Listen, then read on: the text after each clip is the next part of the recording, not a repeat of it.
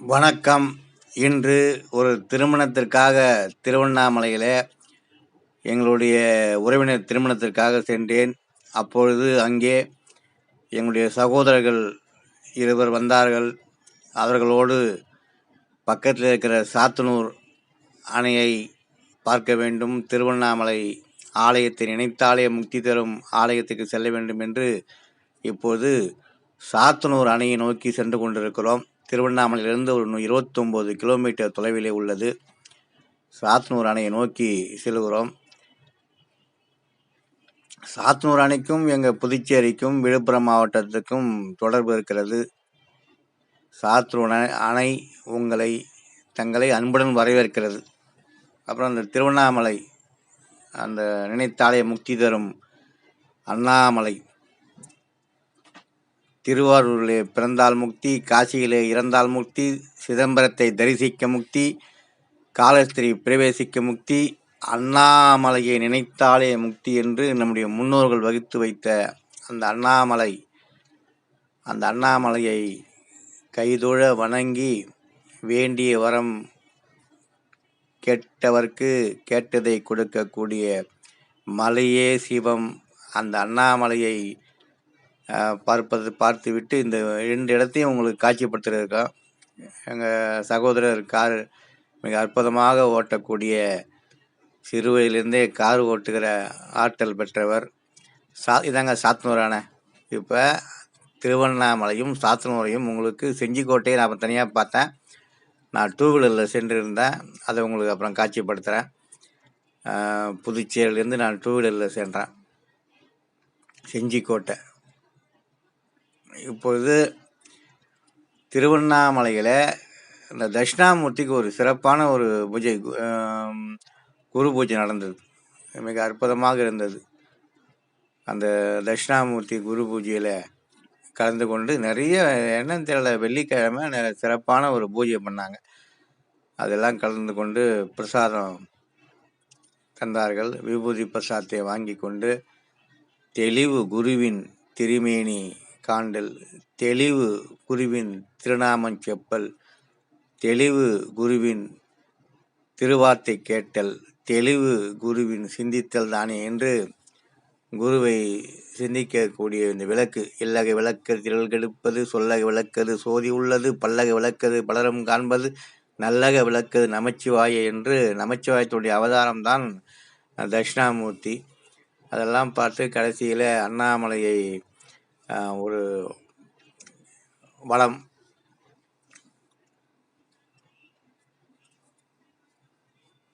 இவ்வளவு சிறப்பு வாய்ந்த அண்ணாமலை பல 100 ஆண்டுகள் பழமையான எத்தனையோ முன்னோர்கள் பாதம் பதித்த இடத்தில் நம்முடைய பாதமும் படிவதற்கு காரணமாக இருந்த என்னுடைய தாய் தந்தை எம்பெருமான் சிவபெருமானுக்கு கோடான கோடி நன்றியை சொல்ல வேண்டும்.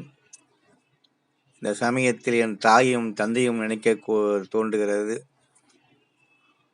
ஆன்மீகம் என்பது அனைவரையும் அழைத்து செல்வது, இதான் திருவண்ணாமலை தோற்றம். அடுத்தது நம்முடைய சாத்தனூர் டேம் வந்துட்டோம்.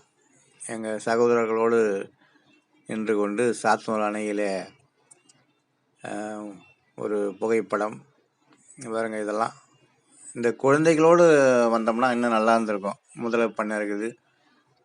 சாத்தனூர் அணை இப்போது பார்க்கிறோம். சாத்தனூர் அணை புதுவை மக்களுக்காக, தமிழ்நாட்டு மக்களுக்காக சிறப்பாக கட்டிய பெருந்தலைவர் பார்க்க. இந்த அணை உயரம் கிட்டத்தட்ட 36 மீட்டர். 1 மீட்டர் 3 அடி, 3 அடி கணக்கு பண்ணிங்க. மெய்யன்பர்களே, நம்முடைய சாத்தனூர் அணையை இப்போது பார்க்கிறோம். இது பெருந்தலைவர் காமராஜர் கட்டிய அணை. வெள்ளத்திலே வெள்ளம் சென்று கொண்டிருக்கிறது. இதை இப்பொழுது பார்க்கிறோம். இது நம்முடைய தமிழ்நாட்டுக்கு பெருமை சேர்த்த பெருந்தலைவர் காமராஜர் கட்டிய சாத்தனூர் அணை. அனைவரும் ரசிக்குமாறு கேட்டுக்கொள்கிறோம். நீர் பிரச்சனையை தீர்ப்பதற்காக 1957 பெருந்தலைவர் காமராஜர் கட்டிய அணையை இப்பொழுது பார்க்கிறோம்.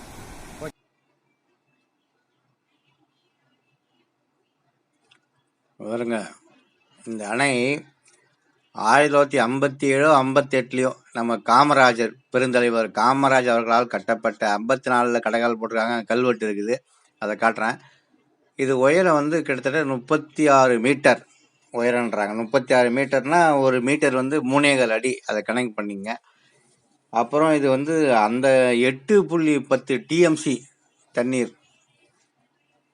நம்ம மேட்டூர் வந்து 100 சில்லற டிஎம்சி சொல்லுவாங்கள்ல, அதே போல் இது வந்து 8.10 டிஎம்சி. அப்போவே 4 கோடிக்கு மேலே செலவாயிருக்குது. எத்தனை கோடிக்கணக்கில் செலவு பண்ணி அப்போவே அந்த அணையை கட்டியிருக்காரு காமராஜர். காமராஜர் தான் வந்து இது இந்த அணைக்கும் எங்கள் விழுப்புரம் மாவட்டம், நம்ம புதுச்சேரி, அதே போல் கடலூர் மாவட்டம், திருவண்ணாமலை மாவட்டத்துக்கெல்லாம் கிட்டத்தட்ட 50,000 ஏக்கருக்கு மேலே பயன்பெறக்கூடிய இந்த அணையை நான் அந்த அணையில் வருகின்ற தண்ணீர் மூலமாக எனக்கு உணவு கிடைத்திருக்கிறது.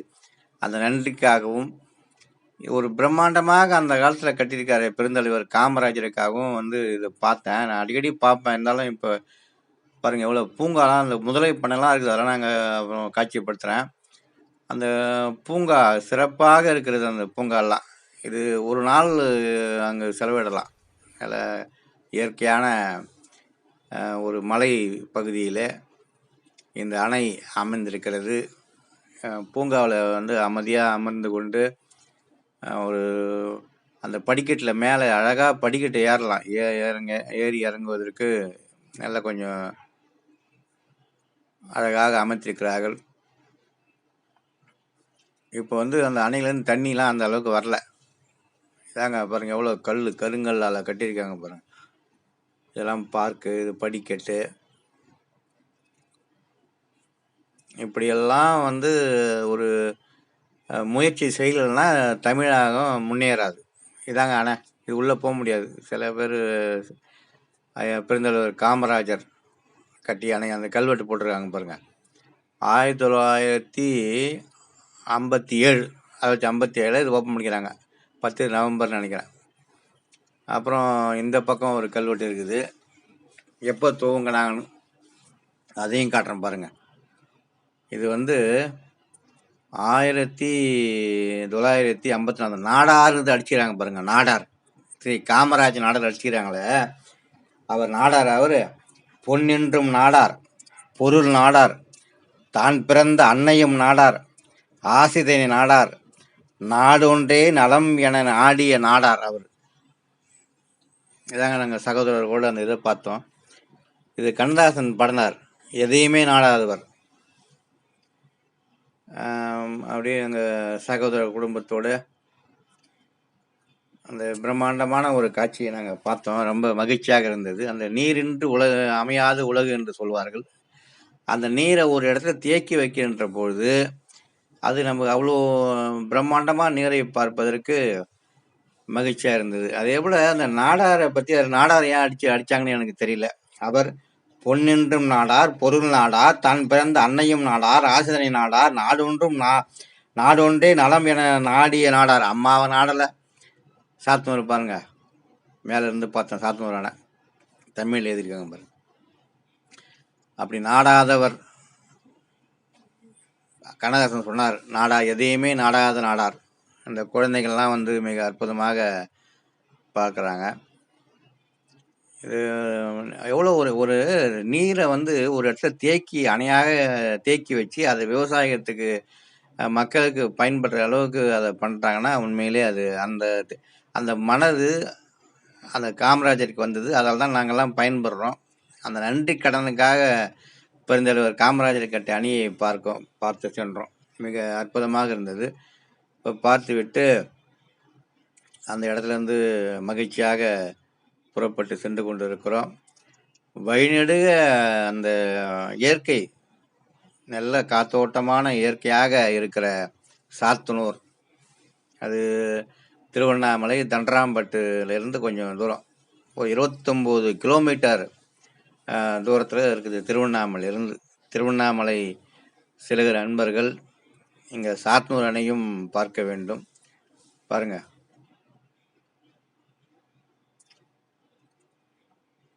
அப்படியே சுற்றி பார்க்கு இல்லை இதில் முதலை பண்ணைலாம் இருக்குது. அதுக்கப்புறம் அது அடுத்த இதில் உங்களுக்கு காட்சிப்படுத்த விரும்புகிறேன். இதெல்லாம் நீங்கள் முழுசாக பார்க்கணும். இந்த வீடியோவிலையும் பார்க்கணும், அதுக்கப்புறம் நேரடியாக போய் பார்க்கணும். கிட்டத்தானே இருக்குது புதுச்சேரி உள்ளவங்கலாம். அதுதான் இப்போ தண்ணி இல்லை, கொஞ்சம் வறண்டு இருக்கிறதால தண்ணி அந்த ஃபுல்லாக அதில் வரும், கொட்டும். சரி, இப்போ தண்ணி ஒரு இடத்துல ஓடுது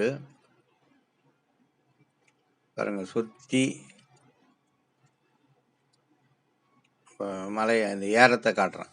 அந்த கார் நேராக போகும், மேலே டேம் வரைக்கும் போகும். வந்து பாருங்க, இப்போ டேர்ன் பண்ண போகுது பாருங்க. அது மேலே வச்சுட்டு அதுக்கப்புறம் நம்ம வந்து அதை பார்க்கலாம். இதுக்கப்புறம் பாருங்க, இந்த எப்படி போகணும், அந்த வழி ரோடு.